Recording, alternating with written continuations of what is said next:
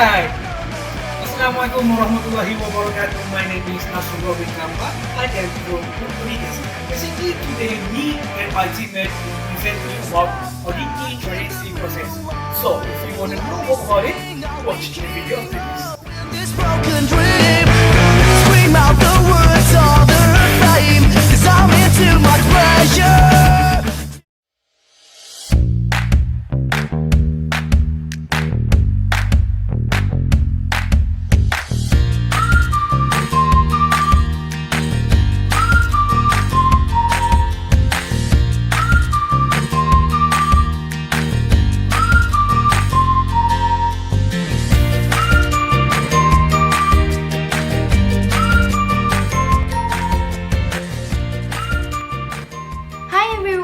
My name is Nonada Binti Umar Safri.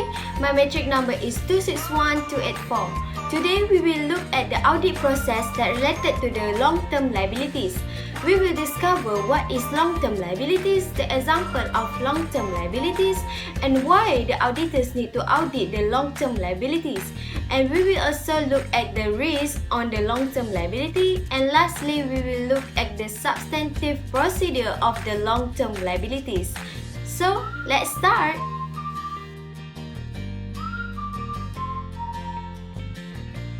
First of all, what is long-term liabilities? Long-term liabilities are financial obligations of a company that are due more than 1 year in the future. The example of long-term liabilities is note payables, bond, and mortgage, and capitalized lease duty also a form of a long-term liabilities. The reason why the auditor need to audit long-term liability is to be assured that the amount shown on the balance sheet for the various types of long-term are not materially misstated. This is our goals to make sure that those amounts are not materially misstated. Also need assurance about the recognition of interest expense. So, whenever we think of long-term liabilities, we automatically think about the interest because those things will be related, and most of the company use a strategy of conducting substantive testing because it is more efficient. Next is inherent risk and control risk. We still look at the control and want to understand as part of audit process. However, we are probably just going to spend more time on the substantive test to fill out the type of assurance we need. For inherent risk normally be assessed at a low to moderate level because the volume of the transaction are typically low. So when we are thinking about long-term liabilities, we are not consider a whole of transaction, and typically the inherent risk can be considered lower. The accounting is not complex, so the accounting for normally long-term liability is fairly straightforward. The entity often receives third-party statement or amortization table, so we are under a normal loan and we have third-party information which consider more reliable and more trustworthy in terms of our testing process. However, the amount involved usually large, and the financial market have developed the sophisticated and complex instruments that have characteristics of both debt and equity. The inherent risk with this complex instrument is normally high. For the control risk, when a substantive strategy is followed, the auditors will still need sufficient understanding of the business internal control system. Note that we will focus more on substantive strategy, however, we still want to get an understanding of the inherent risk and control risk. It is just part of understanding process. After that is the assertion and control activities that related to the long-term liabilities. So we have the assertion of occurrence and authorization. We want sufficient documentation to verify that the notes or bond was correctly authorized, and all the large debt commitment must be approved by the board of directors or by the executive who have been delegated this authority. So basically, we want to make sure that here has been the proper delegation of authority. For the completeness, the business should maintain subsidiary ledger that has information about all long-term liabilities owned by the company, and the amount recorded in the subsidiary ledger will be reconciled to the general ledger control account regularly. After that is the assertion of valuation. Notes and bonds will be recorded of face value minus any unamortized discount plus any unamortized premium. We should be using effective interest method to calculate the interest expense. The last assertion is classification. Control needs to provide assurance that notes and bonds are correctly classified. The major issue is that controls are in place to ensure that the portion of long-term debt that is due within the next year is properly classified as a short-term liabilities. Next, we will look at the substantive procedure related to the long-term liabilities. Substantive procedure are the actual kind of the end process. Example, the auditor often to the client office to throw things like documentation within the audit process, then being consider the inherent risk and control risk, because we still want to get an idea of the inherent risk and control risk as part of our audit evidence and audit process. For the substantive procedure, the auditor will examine new debt agreement, determine the status of prior debt agreements, and confirm balance and other important information with outside parties. An analytical procedure are used because of the direct relationship between the interest and the amount of long-term liabilities. The table shows the assertion and this substantive procedure with relation to the test of transaction. The first assertion is occurrence. With regard to the occurrence, we are going to examine copies of new note or new bonds agreement, and we are going to examine board director minutes for approved new lending agreement. With regard to the completeness, then we will trace significant large cash receipt and payment to source document and general ledger. Then we have authorization. We are going to examine board minute for evidence of proper authorization of note and bond. Then we have the assertion of accuracy that tests a sample of receipt and payment for accuracy. Then we have the cut-off testing to review debt activities to ensure that the transactions are included in the proper period. And lastly, we have the assertion of classification. Remember, our major concern is we need to break out between the short-term and long-term liabilities. We need to break out the amount that's going to be due in the short term versus the amount that is going to be due in the long-term liabilities and properly classify those items. Next is substantive procedure test of detail of account balance. So now we are considering the substantive procedure related to it test of detail of account balance with regard to the long-term liabilities. First assertion is existent, where we are going to confirm note or bonds directly with the creditor. With regard to the existent, then we have right and obligation, the assertion to the accounts balance to examine copies of the note and bonds. The auditor is going to be more concerned to the assertion of completeness, where we are going to obtain calculation of note and bonds payable and accurate interest. Obtain a standard bank confirmation requesting specific information on note from bank and confirm the notes or bond with creditors, and we want to review both meeting minutes for the debt that related item. Then we have the assertion of valuation and allocation. We are going to examine new debt agreement to make sure that they were recorded at the correct value, confirming the outstanding balance for notes or bonds and the last date interest had been paid. Verify calculation of amortization of premium or discount. This is related to the bond, which may be sold at either a premium or a discount.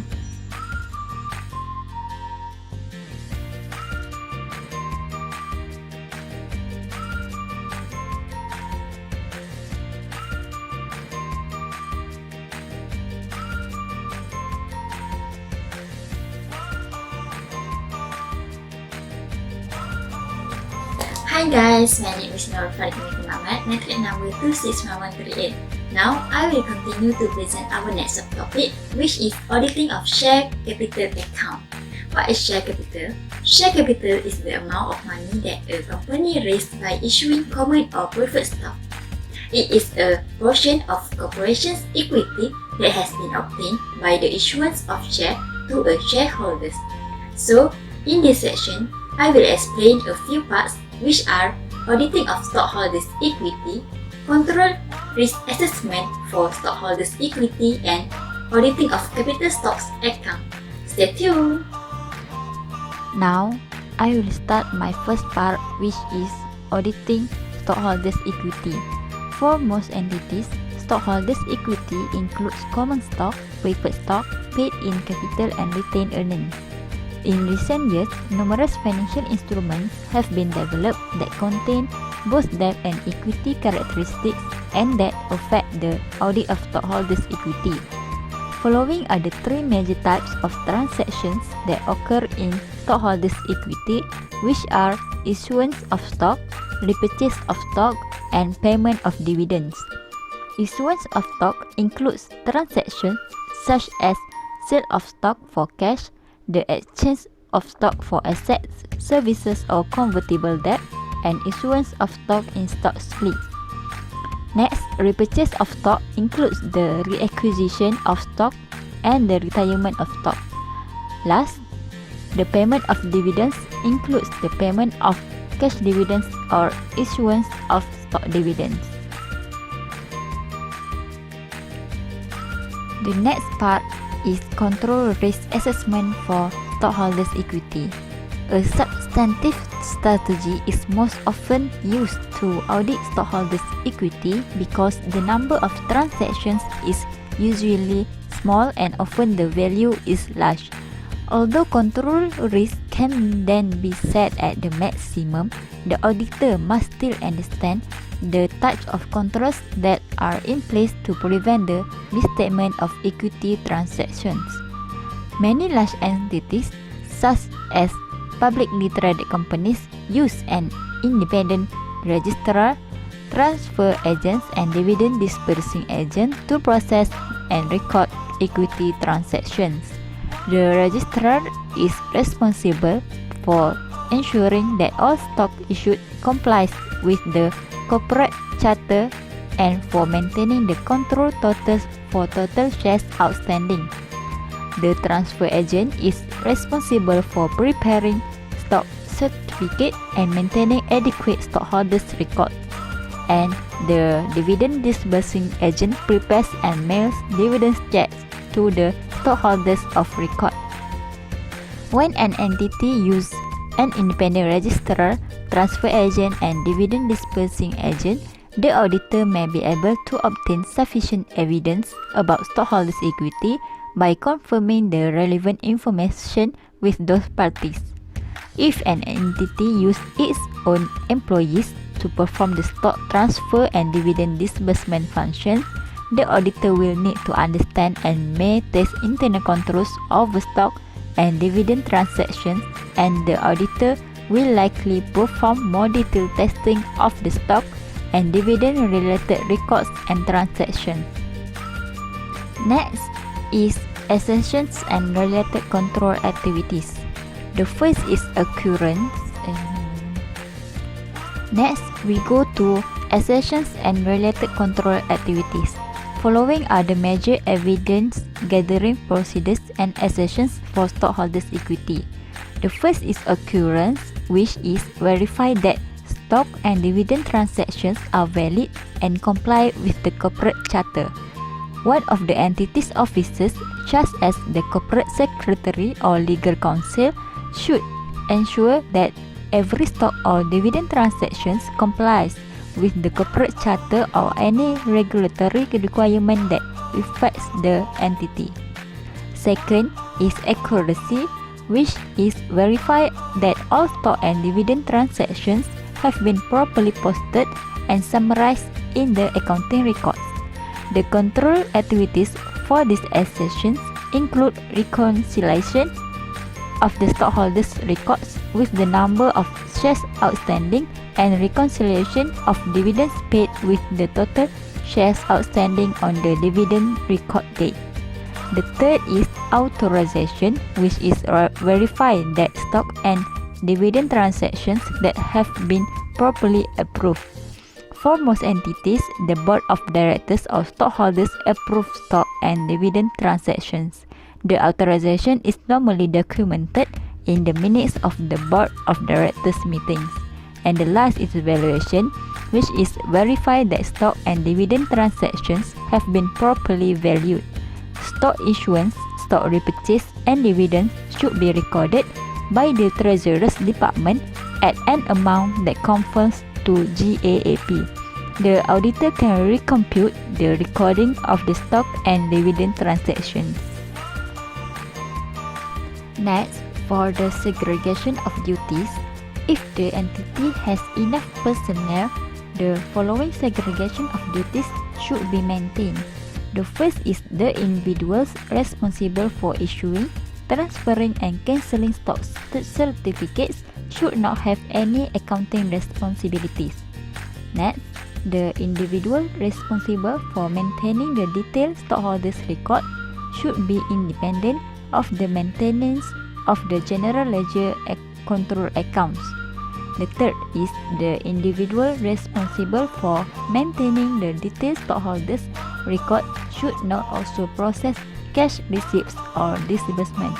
And the last is the appropriate segregation of duties should be established among the preparation, recording, signing and mailing of dividend checks. However, if the entity does not have enough personnel to fully segregate all the duties, there should be compensating management review controls in place. The last part for this subtopic is auditing capital stock accounts. The capital stock accounts include common stock, preferred stock and paid-in capital. When auditing the capital stock accounts, the auditor is normally concerned with the occurrence, completeness, valuation, and completeness of disclosures assertions. For occurrence and completeness, all valid capital stock transactions must be approved by the Board of Directors. Therefore, the auditor can obtain assurance on the occurrence of capital stock transactions by tracing the transactions recorded in the current year to the Board of Directors minutes. When an independent registrar or transfer agent are used by the entity, the auditor confirms the total number of shares outstanding at the end of the period. If the amount of shares listed as outstanding on the confirmation reconciles the general ledger capital stock accounts, the auditor has evidence that the number of shares outstanding at the end of the year is correct. Next, for valuation, when capital stock is issued for cash, the assessment of proper valuation is straightforward. The par or stated value of the shares issued is assigned to the respective capital stock account, while the difference between the price and par value is allocated to paid-in capital. The auditor can recompute the values assigned to each transaction. The proceeds from the sale of stock are normally traced to the cash receipts records. And last but not least is completeness of disclosures. A number of important disclosures are necessary for stockholders' equity. The normal sources of this information include the corporate charter, minutes of the Board of Directors meeting and contractual agreements.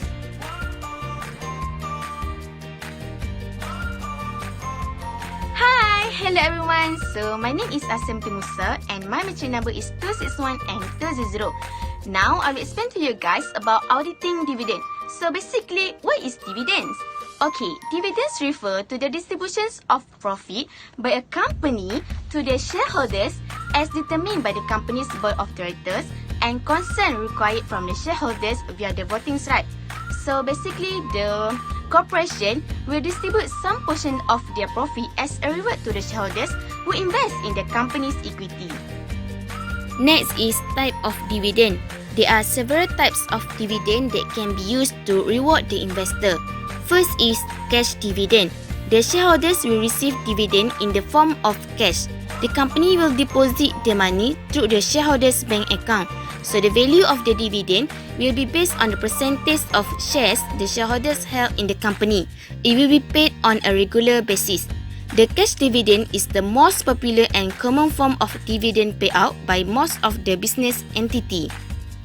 Next is stock dividend. So the company may reward the shareholders with additional share if they don't have enough cash on hand. By receiving the dividend in this form, you also get the chances either to keep the share or sell it for the better return in the future. Next is property dividend. If the company doesn't want to pay the shareholder with cash, they also can issue the non-monetary dividend, which is the physical asset that the company owns to their investor. For example, is real estate, products or inventory. Even though property dividend is considered as a non-monetary value, but the asset or inventory given still have monetary value, so the shareholders still can sell the property and obtain cash from it. Next is scrip dividend. It also known as bond dividend, where the company issue bond or note as the alternative or substitute for the company to pay the shareholders at the specific date in the future. So in certain company, they may offer the shareholders with voucher, gift card and coupon as a scrip dividend. And the last one is liquidating dividend. So liquidating dividend happen when the company plan to return the capital that originally have been contributed by the shareholders as dividend. So it may be occur if the company is about to close. Okay, we move to the next part, which is the cycle of dividend. So the cycle of dividend or dividend chronology will explain about the stages or steps to be taken after the company decide to pay dividend to their shareholders. So the cycle of dividend include 3 events, which are declaration date, recording date and payment date. So the first event are declaration date, which is the day when a company issue the statement about the intention to pay dividend. This is the date when the board of directors approve the dividend. Next is recording the dividend. At this date, the company will specify who going to receive the dividend, which consists of all authorized shareholders that listed in the company's record. They're going to decide who can and who cannot receive the dividend. And the last event is the payment date, which is the day the company going to transfer the payment to their shareholders. Next is the duties of auditors on distribution of dividend. We need to know that all dividend that have been declared and paid also will be audited because of concern of violation of corporate bylaws or debt covenant. In doing so, the auditor has to follow the steps to complete their duties in auditing the distribution dividend. First, the auditor has to go through and examine the company's memorandum of association and article of association under audit to figure out the proportion of shares that every shareholder hold in the company. Next, after understanding their memorandum, the auditor needs to make sure whether the company has set a profit accordingly and check in case the company has received any concern from the central government in this regard or not. Third, the auditor needs to check the minutes of the general meeting and also refer to the board of directors to confirm the dividend percentage that have been recommended and approved in the general meeting. Fourth, the auditor should check the dividend payment made by the company with the bank passbook. Next, after complete those steps, the auditor has to make comparison between the number of registered members with dividend list and verify the dividend payable to each shareholders. If the dividend at the hand of shareholders is taxable, the auditors should check the amount of tax that need to be deducted. 6. The auditor needs to check the dividend warrant that have been given with the dividend paid to the shareholders. 7. The auditor should check whether the company has prepared a separate account in a scheduled bank as unpaid dividend account of Shareholders Act and transfer the total amount of dividend that's still unpaid within 30 days from declarations of dividend. The remaining unpaid dividend must be transferred to the account within 7 days from the dates of expiry of 30 days. And lastly, if there are still dividends that have not been claimed for 7 years, the money will be moved into the Education and Protection Investment Fund. So the auditor must check whether the provision being followed or not. We have to note that some company may hire transfer agent and dividend disbursing agent to handle certain aspects. Dividend disbursing agent is the financial institution that distribute dividend to shareholders in a publicly traded company or investment company. For example, is bank or any trust company. So, when an independent disbursing agent is used, the auditor has to confirm the amount disbursed directly with the agent to make sure the amount is similar with the amount that have been authorized by the board of directors. But if they not use the independent agent, then the auditor has to compute again the amount of dividend authorized by the board of directors and trace the amount to cash disbursement or dividend payable.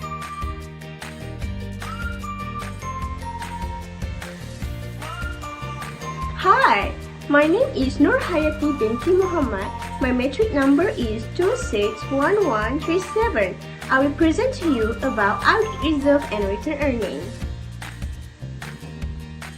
The first thing in this topic is reserve procedure. Audit reserve procedure have 4 procedures, which is opening balance, profit or loss for the period, member resolution, and sub-classification of reserve. For the opening balance, the auditor needs to do a verification of the opening balance per prior period of audit financial statement, because as normal people is not using the signed version of the audit financial statement to verify the amount. The second one is statement of profit and loss. The statement of profit and loss needs to be verified either it has been adjusted properly or not, and for this purpose the profit after tax should be considered. Then, the member resolution. The auditor must get the minute or information of all the meeting of the company during the year, and the minute of the meeting must get from the company secretary or an authorized person. The auditor needs to go through all the minutes of the meeting and summarize it. The auditor must alert about any resolutions that happen throughout the year that can affect on the reserve and surplus. Next is sub-classification of reserve. Verification of the reserve is needed to know either the reserve have been appropriately sub-classified according to their nature and purpose while disclosing the same. The general classification is, the first one is capital reserve, general reserve, security premium reserve, revaluation reserve, capital redemption reserve, and also the last one is debenture redemption reserve.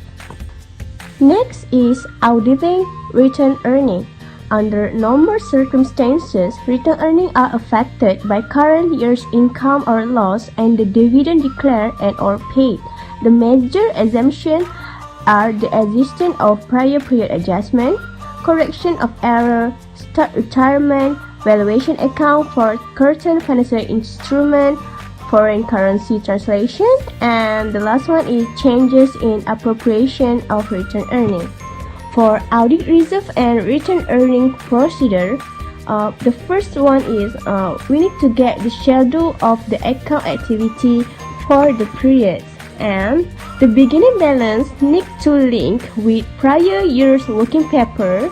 The net income or loss can be traced to the income statement, which is auditing income statement item, and the amount of any cash or stock dividends can be verified.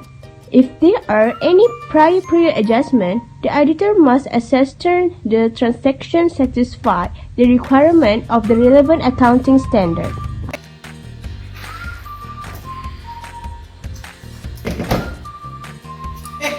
Hi.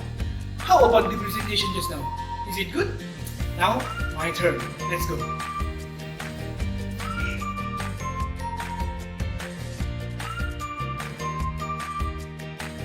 First, we need to know what is income statement. Income statement is one of 3 important financial statements that used for reporting the company's financial statement. In the other word, income statement known as the profit and loss statement. Before that, who is the purple shirt guy in my slide? Is it me? Never mind. Next is audit procedure for income statement. There is 4 procedures for auditing the income statement, which is statement calculation, income details, expense review, and paper audit sampling. For statement calculation, the total amount of income needs to be equal to the sum of the line of income. This process needs to be repeated on the expense as well. And the auditor needs to check the equity of portion, which is the difference between the income and the expense. After that, the auditors need to check the income details. The auditors need to check the information that related to the income figures. All of the information need to compare with the hard copy files such as journal, ledger, and more. Next is expenses review. This procedure are same as previous, which is the auditors need to check the information that related to the expenses figure. All of this information need to compare with the hard copy files such as invoice, receipts, and so on. To be more accurate, the auditors must take into the account the date of the transaction to ensure that they have been correctly posted. Last but not least, paper audit sampling. The auditors need to pick a few expenses from each specific account. They need to request the payment document selected to complete an account operation test review. Then, they need to test the invoice or compensation vouchers, estimate and check the process of the journal entries. I think that's all from me and my team today. Thanks for spending your time to listen to our presentation. Before that, once again, who is the kids in my slide? Never mind. That's all. Bye then. Thank you.